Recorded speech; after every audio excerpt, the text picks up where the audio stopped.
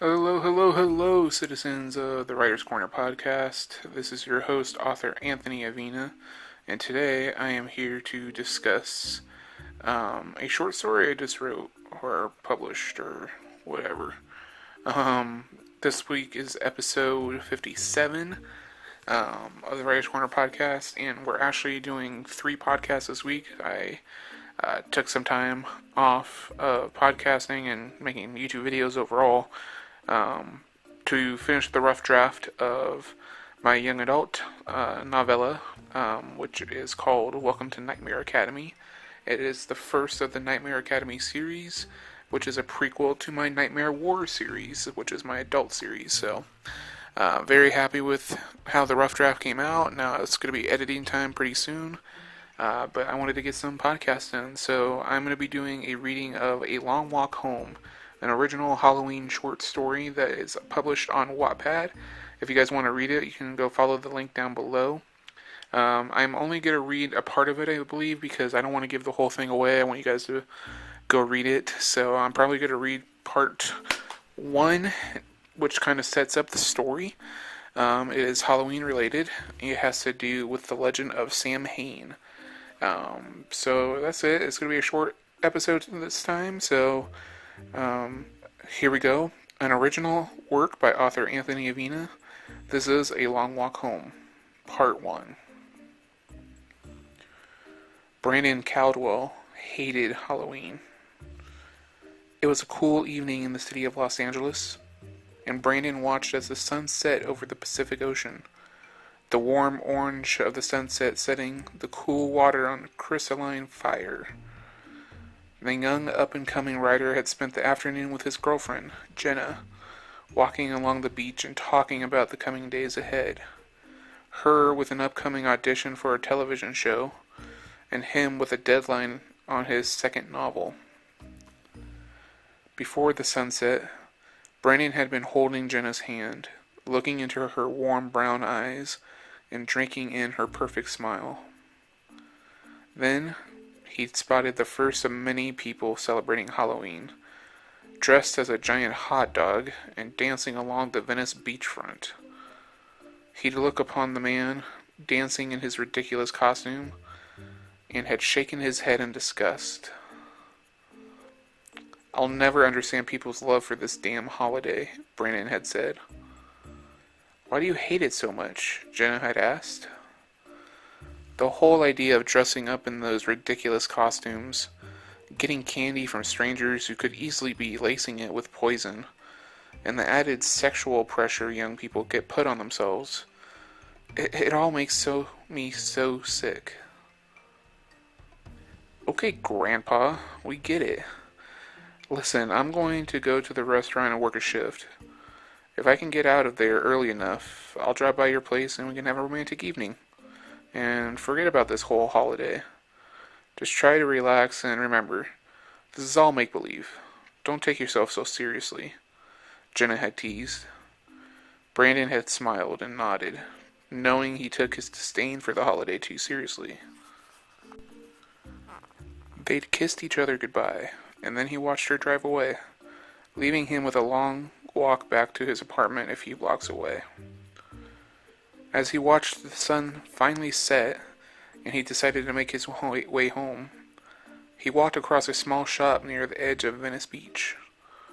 Small iron stands were decorated with bright, colorful rubber and plastic masks.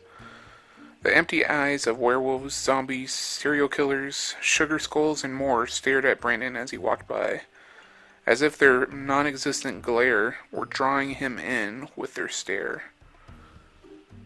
"Beautiful things, masks," a voice called out. Brandon drew his gaze away from the masks long enough to look at the shop owner, an elderly man sitting on a lounge chair near the shop's entrance. He had to be nearly 70 years old, with wrinkled, sun-kissed skin and a burnt, bald head. His thin frame was evident as the elderly man stood up, grabbing onto a wooden cane with a silver-tipped wolf's head on the handle, and making his way over to where Brandon stood. The masks are cool, I suppose," Brandon replied, looking at the old man warily. You get your costume yet, son? The witching hour is nearly at hand. No, sir. I don't really celebrate Halloween. A non-believer, huh? You know, son, you don't have to celebrate Halloween to wear a mask. A mask may just save your life out there on All Hallows Eve. Tonight belongs to the ghouls, and you'd be wise to take precautions. Precautions? I'm not too worried about some kids trying to scare me. Ain't kids you should be worried about. Sam Hain walks these streets, and if you ain't careful, you'll be next on his list. Sam Hain? What the hell is a Sam Hain? Sam Hain is the spirit of Halloween, son. Legend says this whole holiday began hundreds of years ago, when a group of people were being attacked by the immortal beast. The townsfolk of some European town learned that by hiding themselves using masks or elaborate costumes, they were able to avoid the deadly gaze of Sam Hain.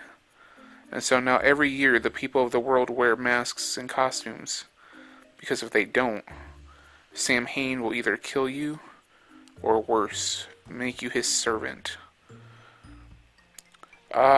That's Sam Hain. How could I forget? Well, I appreciate the story, my friend, but I'd be best be on my way. Don't write me off as some old fool, son. I could feel Sam Hain in the air tonight.